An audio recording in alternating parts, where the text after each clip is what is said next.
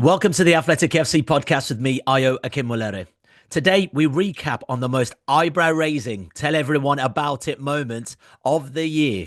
Joining us on the pod to look back at 2024's weird, wonderful and woeful moments, we've got the big guns, the heavyweights like Alexander Usyk versus Tyson Fury, editor-in-chief Laura Williamson and senior writer Adam Crafton as well. Good to have you both with us. Thanks for having us. I'm not Fury.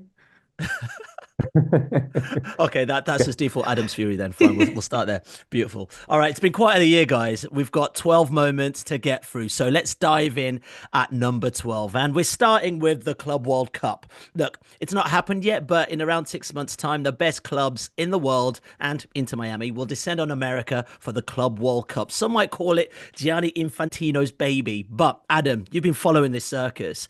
Bring us up to speed as to where we are right now. I mean, broadcasting rights, is it actually happening? Who's going to be playing? Is it going to be in Miami and just having fun and just living it up? I'm worried we might lose the audience by putting Club World Cup at the top of this agenda. The Club World Cup is happening. It's definitely happening. It's happening all over America next summer. Not sure we've got all the best clubs. We don't have the leaders of the Premier League. Liverpool won't be there. Yeah, it's going to happen. It's been very bizarre, but there is a streaming provider now, which is DAZN. So that's where people will be watching it. I think it'll be sub-licensed though, probably to it may be something like BBC or ITV, which may get a few games. And the clubs are now very, very excited about it, who are participating because they found out they're going to get a decent amount of money. So particularly for those clubs who are on, I suppose, football's breadline, which is kind of the FFP PSR concern, then there is some excitement developing about it, although ticket prices came out last week and they're quite scary, I think, for most European fans looking at that. Wow. Laura, will this be football's Fire Festival? You know, that documentary where people paid tickets to go watch something that never actually happened. There's a lot of hype around it. I've seen the zone deal. It looks like a lot of money, but are we going to be getting a spectacle? I think the problem with the Club World Cup is nobody knows what it is. Like Right. Gianni Infantino can say all he likes that, 5 billion people are going to watch it and 5 million people are going to buy tickets. But if you look at the comments on our articles, like no one knows what this thing is about, that they're being sort of force-fed at all junctures. So I think it's a great unknown. I mean, it's going to be fascinating to see exactly what happens. Do people buy tickets? Do people watch it? And does momentum build when it happens? But at the moment, FIFA are trying to market this thing that nobody knows what it is, which I don't know anything about marketing, but it doesn't seem the best recipe for success, if you ask me. Yeah, we're going to have to keep our eye on that. Right, let's move on to number 11. Real Madrid snubbing the Ballon d'Or ceremony because 28th of October was quite a busy day in the world of football. We'll be revealing another event on that day that caught our eye later on the list. But this one was a bit wild, actually. Real Madrid didn't show up to the Ballon d'Or ceremony because Vinicius Jr. didn't win. Laura, it's one of those moments, really, that sort of caught our eye, a bit of an eye roll moment, but the champions of Europe not coming up to the biggest award ceremony in the world of football, and their manager actually ends up picking up Coach of the Year as well. So bizarre. It was bizarre, but I'm here for it. I thought it was pettiness of the most extraordinary order. If you're going to throw your toys out the pram, lump them all the way down the river. I mean, the sort of pre-planned nature of it, and then en masse saying, no, we're not having anything to do with it. It just sort of showed what award ceremonies are all about, really, which is, sort of an arbitrary judging panel, and they make the decision, and everyone just goes, oh, thank you very much. But no, I thought it was brilliantly, brilliantly petty. And yeah, I was here for it. Are you here for the pettiness, Adam? Well, it kind of countered everything that we ever see from people at award ceremonies, which is like the number one rule is if you don't win, don't show that you care. And they, if you ever watch like the Oscars or Emmys or whatever, and it cuts to people in the audience, they're just sort of politely clapping and they're still there and they're happy to be there, etc. And this just broke all those rules. So it was amazing. I mean, it was also quite weird because I mean, like Ancelotti had to pretend he was really unhappy where he'd been named coach of the year. Was Bellingham third? I think. Yeah, I mean it was heavily Real Madrided, like the He whole was. thing. Yeah. Bellingham was around. Danny Carvajal for some reason was like because he's Mm. like won loads of trophies, but he's like this old man at right back has becomes a random nomination for Player of the Year as well. So it was really strange, and I don't know whether Madrid maybe had had an early tip that they would go that Vinicius was going to win, and then all of a sudden they found out he wasn't going to win. So it was almost, like when you've been promised something almost, and then you're almost more angry when you get Mm. down that line And he'd and had his discover, boots made. He'd had his special oh boots yeah, made. Oh, the Nike boots, yeah. Oh, Oh, just wonderful. oh, and another nail in the coffin for Nike's share prices. yeah, it's not it wasn't great, was it? I mean, it was the most relevant though that the Ballon d'Ors ever felt to me. Mm. Mm. In some ways, in terms of it showed people actually really, really care about it. 'Cause it's just been this kind of um, red carpet walk, really, for Messi and Ronaldo for so long. So it did show that other players really care. And the best player did win, which is nice. Rodri, as we've discovered since he's disappeared. I don't think anyone. So he won the Ballon d'Or, just never played football again. Yeah, well, I mean, seemingly, yeah. So he's yeah, it was a really good video as well, wasn't it? Him in that Spanish restaurant after the event, sort of with his teammates singing and dancing and napkins flying around the room. So it all looked quite fun. Yeah, for sure. Well, in winning the Ballon d'Or, Rodri became the first person born after the internet was invented to win the men's award. That's quite interesting. And also, let's not forget, Aitana Bonmati took the women's award for the second time in a row. Emma Hayes won Coach of the Year for the women's version as well. And she's definitely hit the ground running in America. Right, let's move on because, of course, Jurgen Klopp, who said goodbye to Liverpool this year. This was one of those rare cases of the news just coming out of the blue, especially for journalists, especially for football fans. Now, Adam, Klopp told Mike Gordon at FSG that he was leaving the club in November, but the news didn't actually come out to the end of January this year. How do you keep something like that secret from the world of football? They did pretty well. It was pretty impressive by Liverpool. But I think it clearly shows, first of all, they must have kept that circle pretty tight in terms of how many people at the club even knew. And maybe they were also just thinking, oh, is he really sure? Will he change his mind? If we're delaying this announcement, maybe we can talk him round. Um, Feels kind of mad now. I mean, he's you're kind of wondering whether Liverpool might have been better off if he'd gone a few years earlier, the way they're currently going on. Um, but no, it was a kind of extraordinary moment, and it really felt like the end of something in the Premier Mm, League because at that point we also thought Pep Guardiola would leave within a year or so. It felt like that era of Guardiola and Pochettino and Mourinho, that kind of wave of managers was moving on. And I think Liverpool fans were, I mean, I remember going to the first game after the announcement, which was, I think, was an FA Cup game.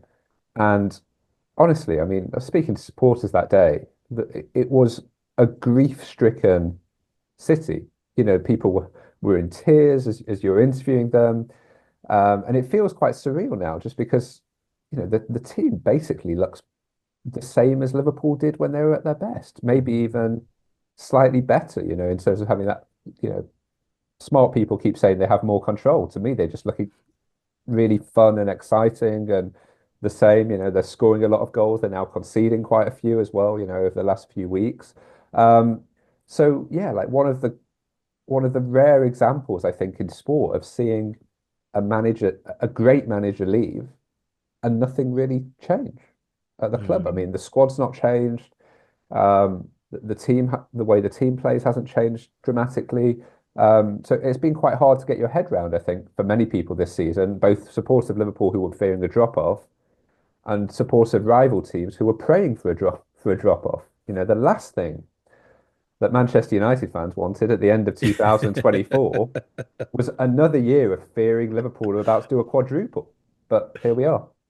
Oh well, I was waiting before you got Manchester United Yeah. in. We're only three down before you got that in. Brilliant, I like it. But yeah, I mean, Laura, Klopp ended up going to join Red Bull, complete Right. opposite to the ideologies of clubs like Dortmund, in which he coached so well. And we're talking about legacy, and we're talking about what he's achieved. Do you think this might have tarnished his legacy a little bit, or the way people view him by joining Red Bull?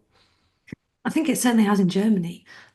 Seb Stafford-Bloor, our German football correspondent, talks about it a lot that people were really hurt by the decision for their leading light, this big personality, and as you say, somebody who'd had success with these community-driven clubs to God forbid, take some money and join the Red Bull conglomerate. I mean, what he's actually going to do is still to be determined. New York Red Bulls got to the MLS Cup final, and he was swanning around, looking on the neighbours set in Australia. So how hands-on he's going to be is still to be determined. But no, I think certainly in Germany, I mean here and in the US, it's sort of still unclear what he's going to be doing. So yeah, another one to watch this space. Well, let's move on because now there are two ways to find a manager. You could do it the Liverpool way, data, find the right person, or you could do it in Catalan chaos. We move on to number nine. We're talking about Barcelona now because 2024 was quite the saga year for Xavi. In January, he said he would resign from Barcelona in May, saying the club wears you down. Then he oversaw a dramatic improvement in results. So the club managed to change his mind in April. So he decided to stay on. Performances, though, then became a little lackluster, and he was then sacked by May. I mean, I hope you're keeping up. But Adam, Barcelona are never far from the headlines. But this was particularly strange of events for that club in particular. I mean, the financial situation's been pretty bad. You've had these kind of Mm, ridiculous situations where they sign players, but they can't register the players, or they have to wait a few months to get players on board to manage the books. And partly it's because La Liga has actually been pretty strong in mm, getting a grip of its club's finances. You know, they're basically saying we're saving you from yourselves. You can't be trusted actually to manage your own finances and be sustainable as football clubs. So I think La Liga have been quite impressed on that. Barcelona have if you'd have said to Barcelona 5 years ago, without any of these controls from La Liga, what do you want your squad to look like in 5 years' time? I don't think it would look anything like what it has this season, which is a pretty young team. Um, Many players coming out of the academy, and I think the way they've ended the year, okay, the last couple of weeks hasn't been great with I think they've lost a couple of games, lost against Atletico Madrid this weekend. But in general, I think Barcelona fans can now look at it and see, we've got a young team, we've got a decent manager back in the Champions League. I mean, it was crazy to have Barcelona in the Europa League, for a year or two. That seemed crazy and really underperforming in the Champions League when they were in it. Whereas this year they've just looked a lot stronger, some really impactful results that we've seen. So it does feel like, but they are on their way back. They won't be at the Club World Cup, which we'll all be devastated about. mm. But apart from that, I think a lot of things for them to be pleased about as they end the year, and obviously an amazing year for Spain in general, with the Euros as well. Yeah, but you spoke about them not being able to register players. As things stand, Danny Almo, a player they signed in the summer, also a Euros winner from the summer.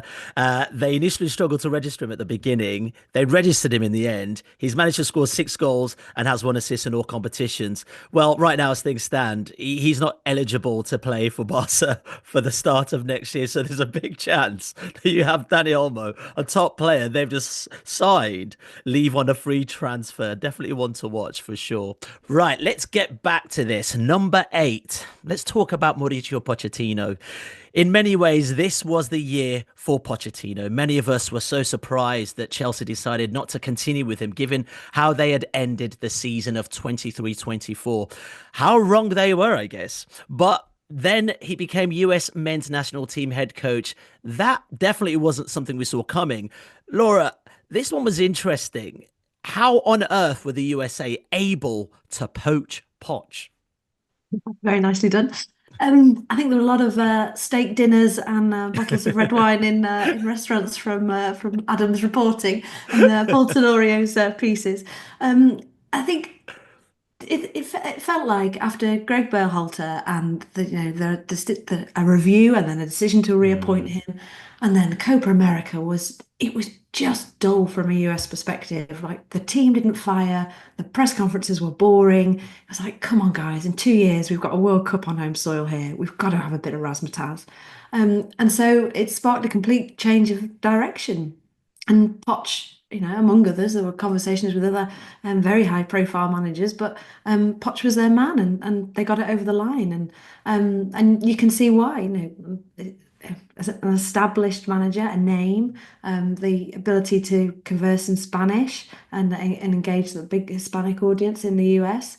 I mean, results so far haven't been exactly stellar, but the sort of decision to appoint to go after a name, I think was a good one because this team has got to get people behind them, and at the moment they haven't really. I think that's fair, Adam, isn't it? It's very fair. I'm still amazed how many people I meet who don't know there is a World Cup in the United States. Oh my goodness. Really? Um, in what, 18 months' time? I think it's been really dreadfully marketed from the point that FIFA, gave the competition to them, almost a decade ago now, and it's staggering to me. Like, I mean, how few people have that recognition. I don't think there's any country in the world that could actually host a World Cup and the whole country not know about it. Mm. But the US is a very unique place that is very kind of about the moments and characters of what is currently happening. And there is always so much currently happening. The news cycle moves so quickly. The sports cycle moves so quickly here that you really do just go from event to event to event to event to event. So when it's actually here, it'll be huge and people will be really into it. And that will be the moment when everyone's looking at Pochettino. First of all, a lot of people will be like, who is Pochettino? Because there'll be a lot of casual supporters who just follow World Cups who are dipping in, and new supporters. Um, and it's, I think it's a harder job than most people maybe realize because the team isn't that good. So, it is, Mm. there's a couple of decent players, a couple of good players, um, but they are weak in some really key positions, notably in goal, central defense, and strikers. So it's pretty hard to win a World Cup or get to the Other than that, they're quarterfinal, fine. yeah, or quarterfinals of a World Cup, Mm. without it. The advantage they have, I guess, is that it'll be the first expanded version of the competition. So it would be quite difficult to go out of the group stages, um, in that 48 team version. So that should give them a bit of a runway to, to get the country going, get behind them. I think their games are going to be what, LA and Texas. Mm. Um, so that again, I think that's just a reality of not wanting teams to be in lots of different time zones and lots of flying, but you kind of want your host nation to be all over the country. A bit of East Coast, bit of West Coast, but it just wouldn't work out logistically. So yeah, I think Pochettino's got a major job on his hands, and also just to get that enthusiasm into the support of the men's team. I think, not to oversimplify it too much, but when I think about what Americans expect from their sport, they expect the best of the best. And that's Mm. why the women's team is really popular because they win stuff and they're Yeah. competitive.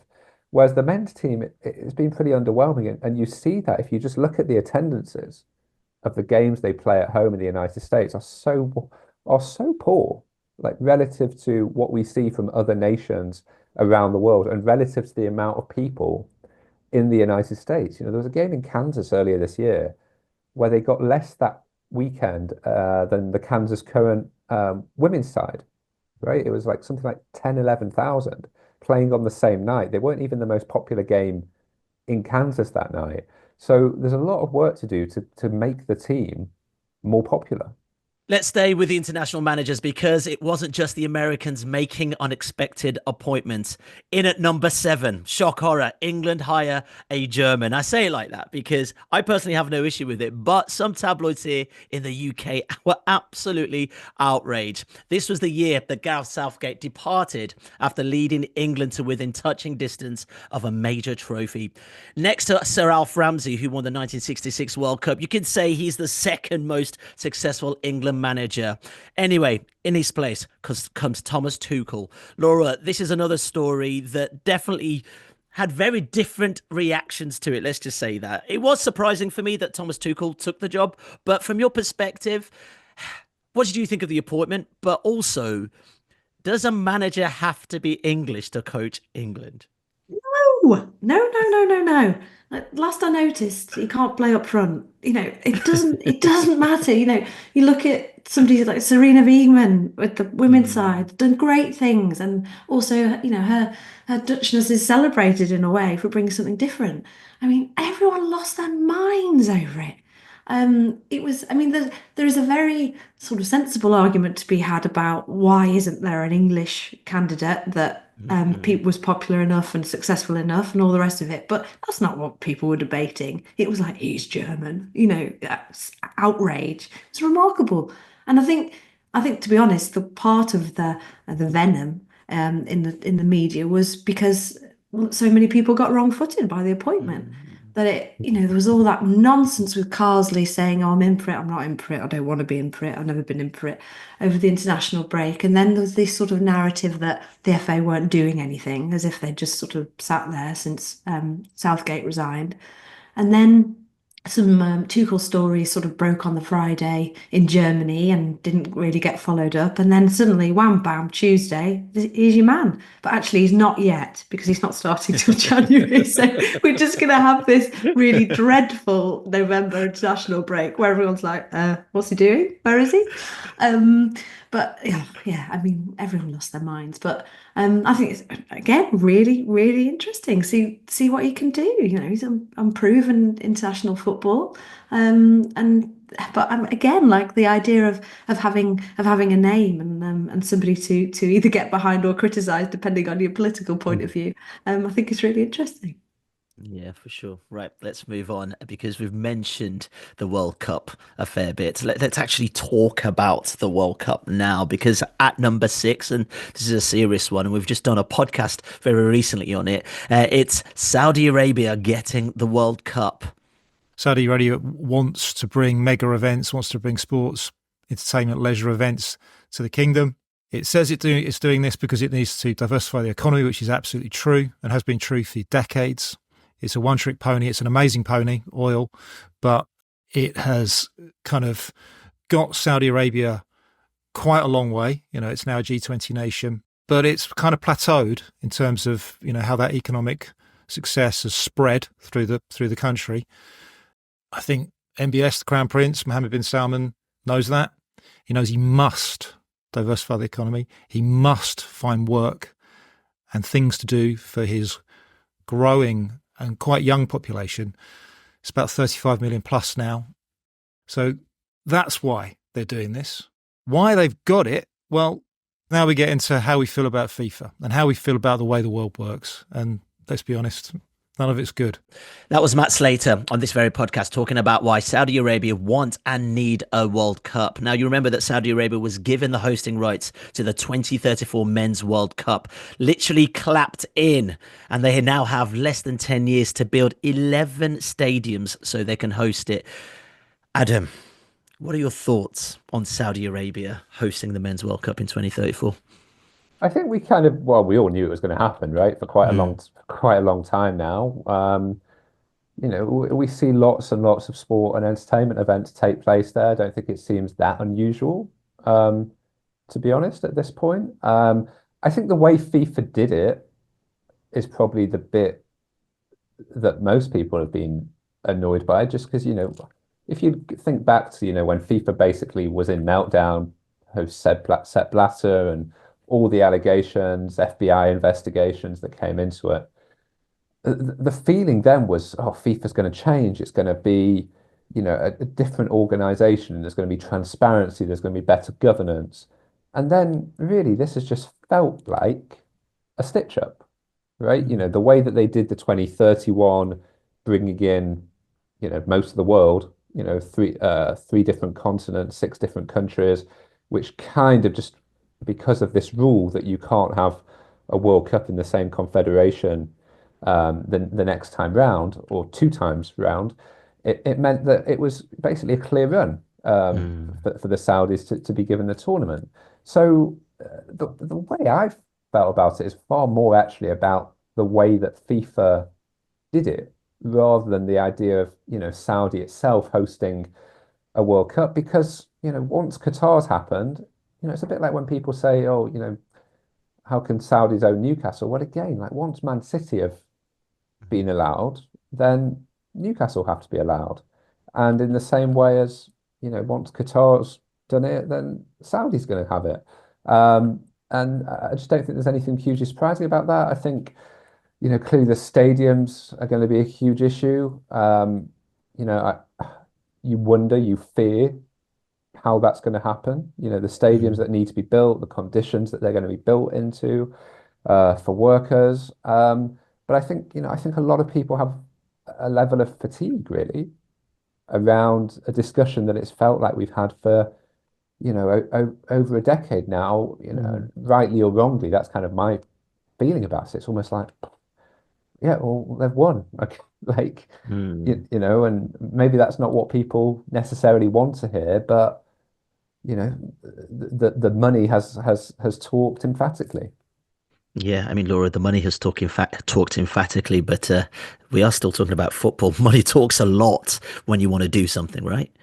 Yeah, it does. And I think Adam's right. It's the inevitability about this decision.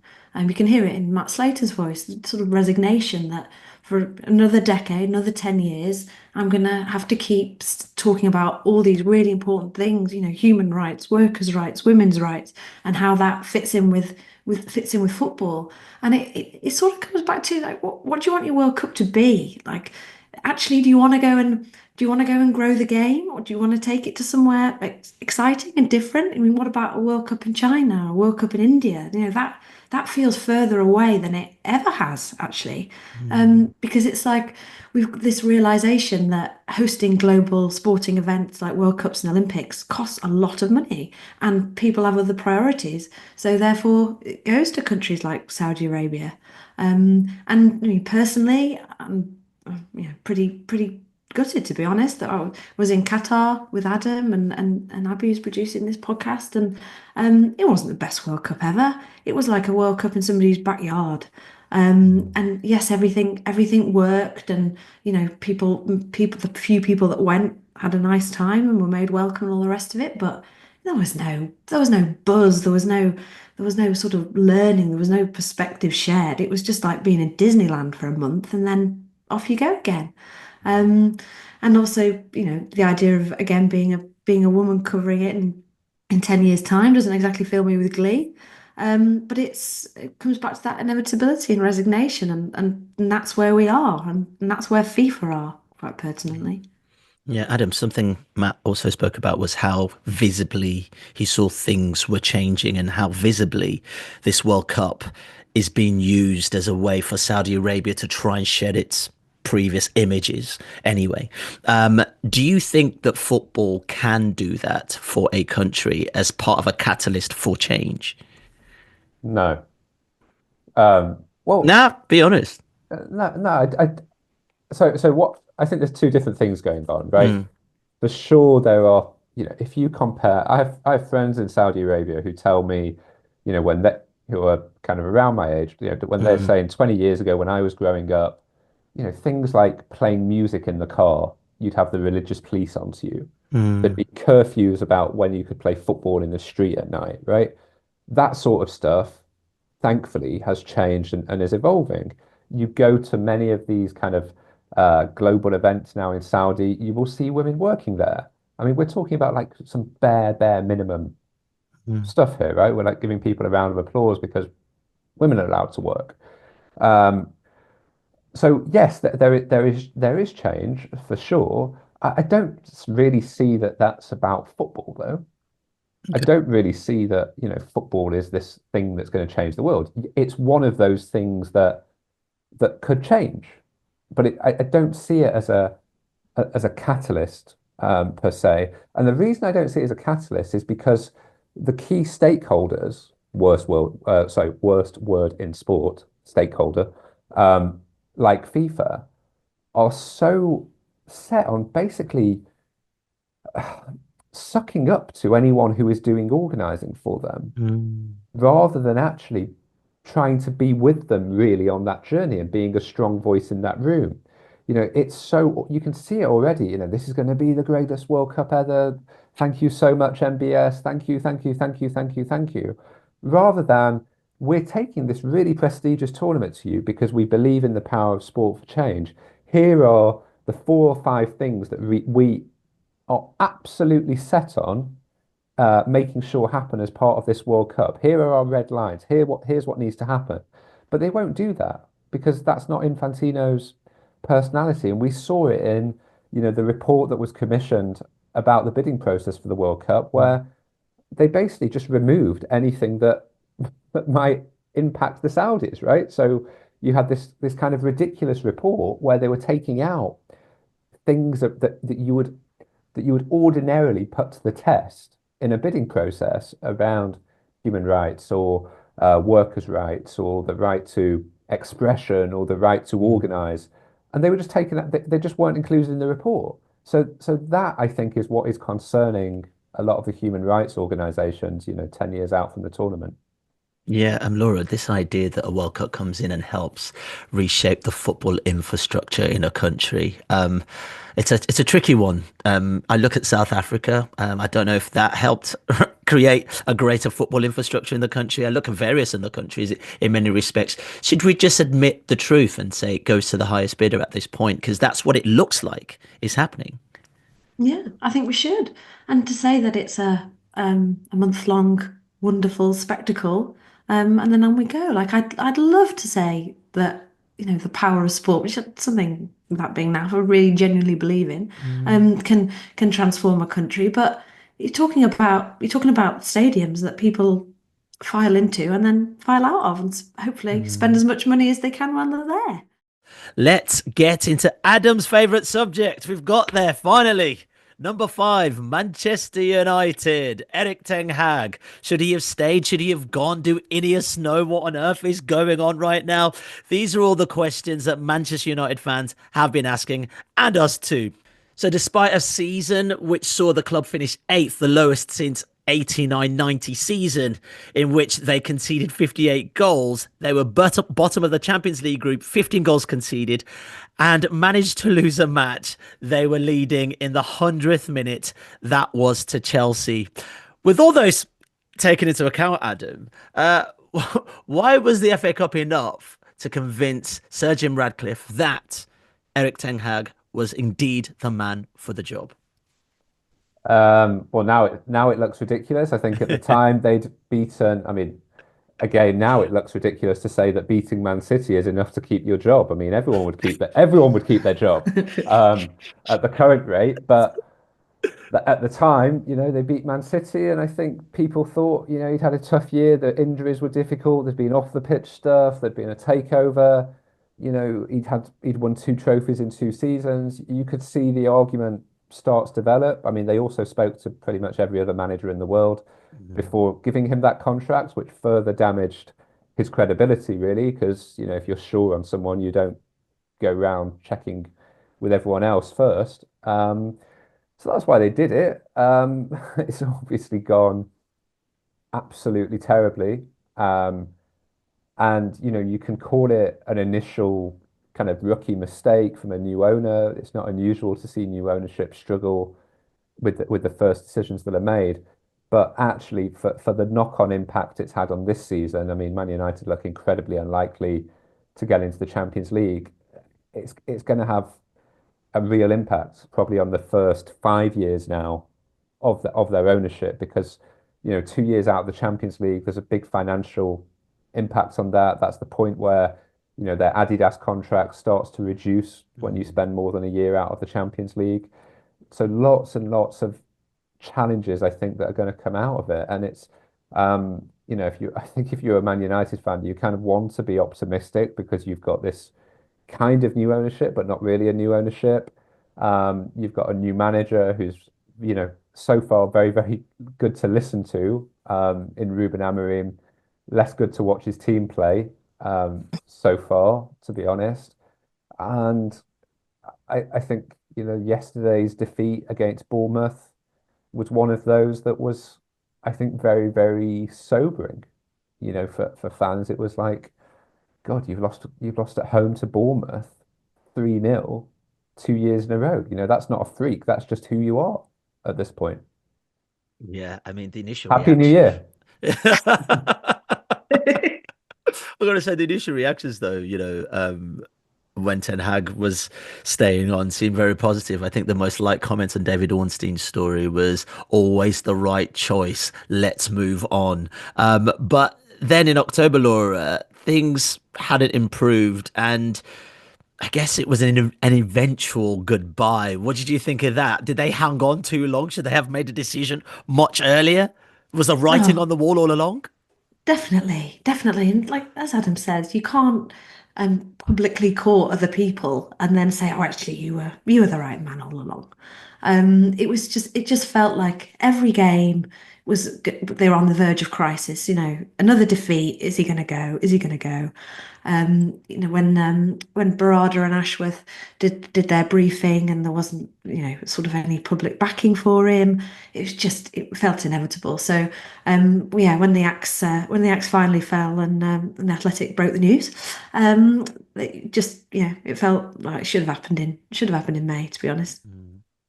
Yeah, well, October the 28th was also the day that Ten Hag was relieved of his duties at Manchester United, and also the same day, as we mentioned at the top, that Real Madrid was snubbed the Ballon d'Or, by the way. It's not enough for United to have just one spot in this countdown, given the year they've had. So, number 4 goes to Manchester United again. Dan Ashworth, that name was so important. It made us record a podcast about the now departed Manchester United sporting director. After waiting 5 months for him to start his job, he lasted just about 5 months in his role before being booted out. Adam, as the fountain of knowledge of Manchester United, is there any, what can I put, sensible way of saying what on earth happened here? That's total disaster, right? Like, yeah, I suppose the kind of the generous take is, you sometimes in life you hire people and you realize quickly you've made a mistake, Mm, and you then have a decision that you either deal with it quickly and you move on, or you kind of let it stew and let it fester and let it, get worse and worse and worse. So that's the positive argument. It just looks ridiculous. It is a bit ridiculous at a time where, I mean, like, one of the real stories of this year has just been Manchester United's, at times, pretty insane levels of cost cutting, the kind of penny pinching, the pettiness, mm. the, I don't know, the banning the company credit cards, cancelling Christmas parties, Jim Ratcliffe sending emails about untidiness when he goes to visit the club. I mean, it's been like as if you've been writing some sort of satire of Scrooge at Christmas across an entire year. Don't Um, forget they cancelled Sir Alex as well, by the way. they There's another cancelled, one that. yeah, Sir Alex's contract. I mean, that to be fair, maybe needed to happen. The some of the other ones, you think about, the coach travel for staff going to the FA Cup Mm. final that was cancelled. I mean, there's so many, but in that context, to spend probably over £5 million on, getting Dan Ashworth through the door from Newcastle, then paying him while he's at the club, then paying him off when he leaves the club, I imagine as well. It just looks bad. It damages the credibility of the people running the club because it says to that, they're telling the world we have to be so careful with all our money, but actually, we've just done that with Dan Ashworth. We've spent another 200 odd million in the transfer window this summer, and it's early to judge these players, but Josh Xerxes is not going to be a Manchester United legend. I fear to say. So they're kind of giving and taking with different hands at the moment, and it just looks bad. I think, and as I say, the knock-on impacts of this, I think, is gonna run for quite a few years because if you're out of the Champions League, not in the Club World Cup, that's another source of revenue as well. United are going to really struggle. This next coming year, that I think their training kit's up for sponsorship, their sleeve sponsor is up for renewal as well, and just things like that where they've really trimmed down their commercial department. Even I think they're going to find it hard to get new deals because they've been this incredibly robust commercial entity for so long. But there is a point you surely look at Man United as a business and just say, I'm not sure I want my company's name on this team that keep losing, right? That keep just being involved with, scandal. I, I, but we're not yet at that tipping point. But I wonder when it is. Yeah, I mean, Laura, it just seems every week there's another story in Manchester United. I was going to ask you how they break this cycle, but I mean, you're not a CEO of a company. Like, how do we break this cycle? I don't want them to break the cycle. I The know. stories are great. The debate's great. Keep going. Keep going. But That's fine. I just wondered if they're a bit like Barcelona in many respects. When a club's winning like that and you're doing so well, it's easy to forget all those cracks in the background that need fixing. It's when you do have that moment and there's a slump and it keeps getting worse. Everyone's going, "What? You're still faxing people? Exactly. You're still using a fax machine in 2024? Are you kidding me?" Yeah, definitely. And I mean, it's a bit of a cliche, but I think we sometimes forget like how massive United are. They're just this Mm, this huge behemoth of a football club that, in many ways transcends football. And we've in Ineos and Ratcliffe and Sir David Brailsford, etc. We've got this machine, if you like, that's come in and tried to sort of take the football element out and look at things ruthlessly and make these cost-cutting decisions. But you can't do that. Like football is different. Um, Mm. Goes back to what we were saying about the World Cup in a way. But you can't just strip all the emotion out of it and think it's going to be fine to cut people's Christmas bonus vouchers or whatever. It's just different. And I think maybe when they sort of understand that a little bit more, it might help. But no, more stories, please. Keep it going as far as I'm concerned. All right. Well, it is at least a reprieve for some fans for the red side of Manchester. That the blue side are having their own little meltdown. Of course, number three is Manchester City's end of year form. Laura, wow, one win in 12 matches in all competitions. I mean, who would have thought we'd be saying this about Pep Guardiola and Manchester City? Yeah, it's extraordinary. And I mean, you look at all the reasons and Rodri's absence being the main one, but it was sort of like a couple of games. Oh, there's a blip, and then Mm, and when he appeared with all the scratches on his face, and but it's just kept going. It's mm, genuinely extraordinary, and coming so fast after the contract renewal, and then with the 115 charges still hanging over them. Will we get a resolution by the end of the season? We don't know on that. It's just this huge juggernaut of doom in the blue on the blue side of Manchester at the moment. yeah, any word on the 115 charges? Just a quick one on that. Do we know when it's going to be revealed as to what the verdict is? Pep seemed to say the other day he thought it would be in the spring. I think that might be a little bit optimistic, Mm, just because this has taken forever and feels like it will take forever and ever. I mean, I also wonder whether rival clubs would, if there is to be a points deduction, for example, feel like rival clubs would probably want it to be next season now rather than this season, right? From Yeah. a point of view of actually mattering. I mean, okay, it might take them out of the Champions League or something mm, like that. But I think when we were all initially thinking, we're thinking, oh, it could stop them winning a title, or it could, be really pivotal at the end of the season. Whereas now it's like might stop them getting to 40 points, the mm, way they're going on. So it's a pretty strange one. I mean, the most likely thing, if there is one now, feels like it might just take them from sixth to ninth, um, yeah. which feels pretty weird, really, at the end of this huge process. I think there's been a great theatre to what's been happening with City over the last few weeks.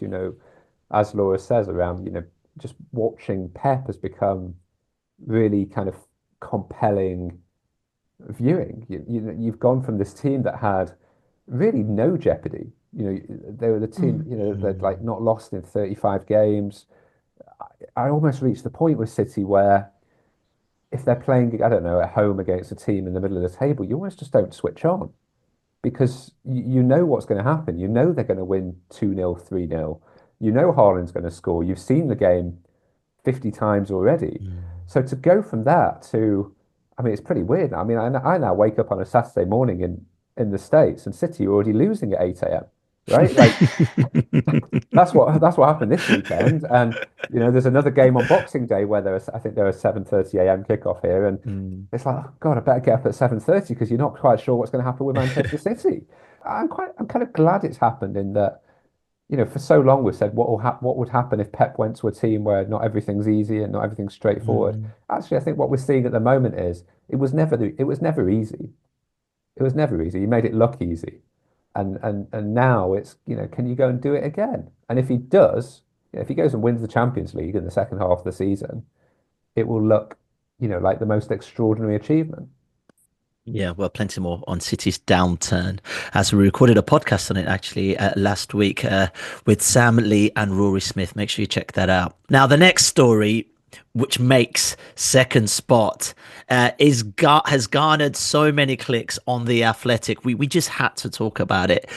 At number 2, it's Jamie Carragher going so far over the line on CBS that it left even Micah Richards stunned. The Liverpool defender questioned the loyalty of host Kate Abdo, now Scott, in a joke that didn't land well at all.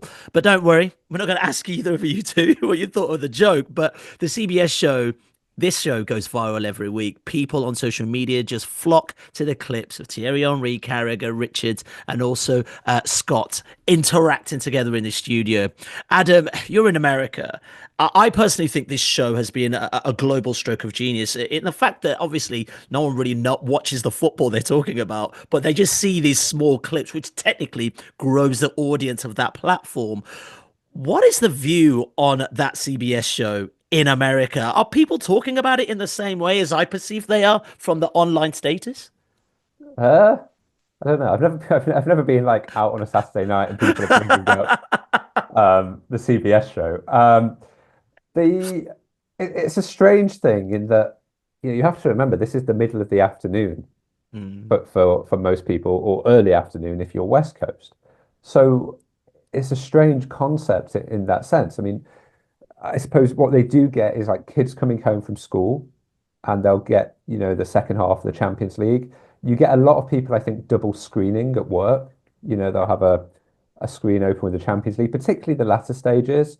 And I think the show itself is interesting because I think the social media perception of that show is maybe a little bit different. There's been a couple of times where I've actually just watched it, and actually the show as a whole is pretty good. It's pretty as you would expect if you've got Thierry Henry and Carragher and Mm. Micah Richards and Kate Scott. You've got a kind of a balance of talent there. But what you see, obviously, the virality of the clips are kind of the craziest ones, and I think that I think it is intentional.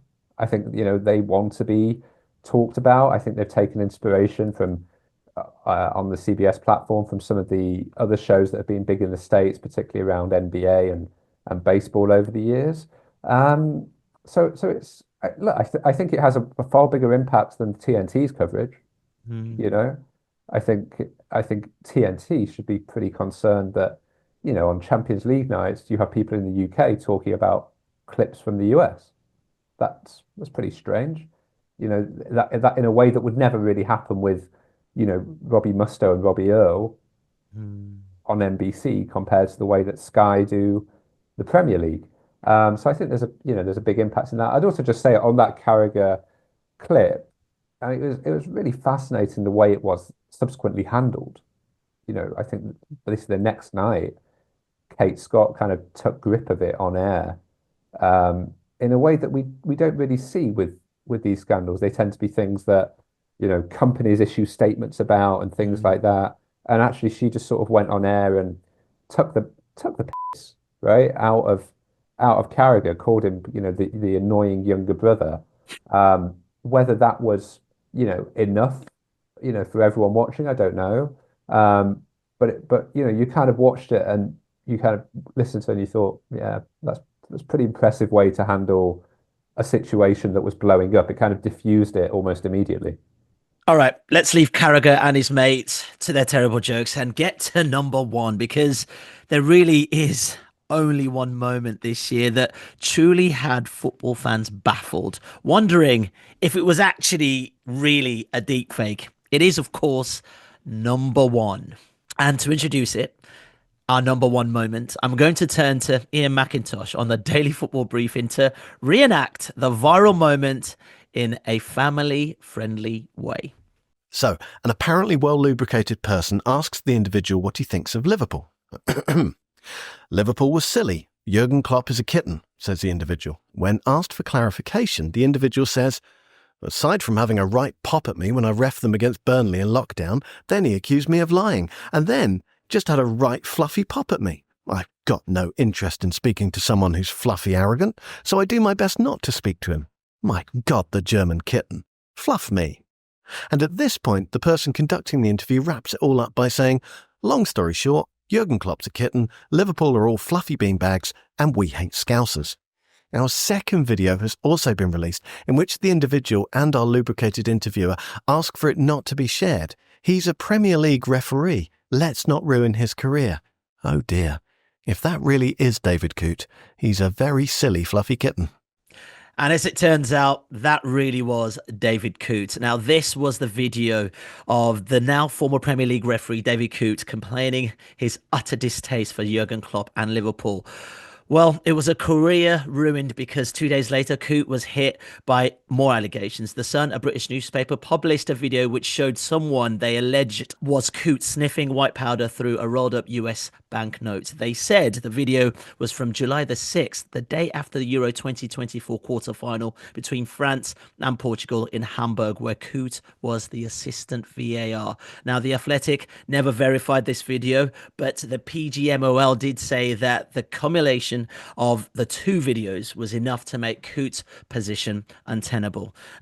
Where do we start with this one? Adam, Laura, this is not definitely where I was expecting as our number one, but we have to talk about it. Seeing how this has played out, do you have sympathy for Coote? Do you understand how this has played out, Laura? I have a lot of sympathy. I mean, get some better mates, to be honest. Would be my view on it. I do have. I mean, I also agree with the PGMOL, the refereeing body decision, that it is untenable once you've seen a referee, ostensibly doing things like that and saying things like that. That you're the man or the woman in the middle, and your judgment is supposed to be final. But I had a lot of sympathy for this person who isn't particularly famous, being caught up in this massive storm. And the way that things all came out was pretty awful. But yeah, just like, don't video things and get some better mates, to be honest. Yeah, I mean, Adam, how you do something like that and you expect it not to make the internet? I mean, I don't know what would have been going through his mind, but you have to feel some sympathy for him. This was a guy refereeing one day. Now he has no job. Yeah, I mean, like, it just made me think, like, imagine the worst, the most embarrassing thing you've ever done, the worst text message you've ever sent, the most embarrassed, the most, I don't know, the most embarrassing thing you've done, becoming known to everyone in the world and your employers, right? I think that's a fear or anxiety. I say this with my boss on a podcast. That's a fear or anxiety that I think everyone can relate to, right? One of your apparent friends appearing to, sell you out in some way. I mean, it's horrible. It's like a really horrible story, in many ways. I actually, I didn't think the clip of him talking about Liverpool in itself was necessarily enough. I thought, as the PGMOL said, the accumulation. There was also the the yellow card, wasn't there, at one point? The idea that he may have, which to be honest, I mean, having seen the offence, it was just a cut and dry yellow card. So that one didn't seem to have as much weight.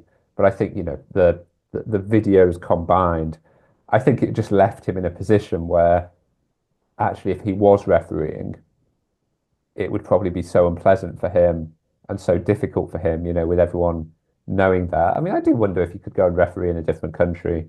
Saudi Pro League must need some refs, or something like that. Gladiators.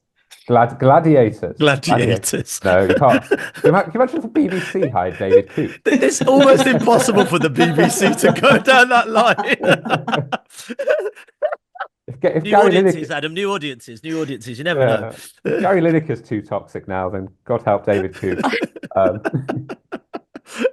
But Laura, I just wondered what this does, though, in general, for trust towards referees, conspiracy theories surrounding referees that some fans seem to go on about so many times. He hates us because, I mean, it's not helping any of that, is it?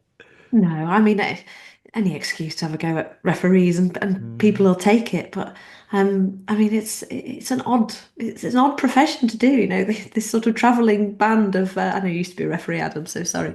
Did you? Not at that level. Unfortunately, there was too much evidence online, and already. It was already dropped before he made it pro. Exactly.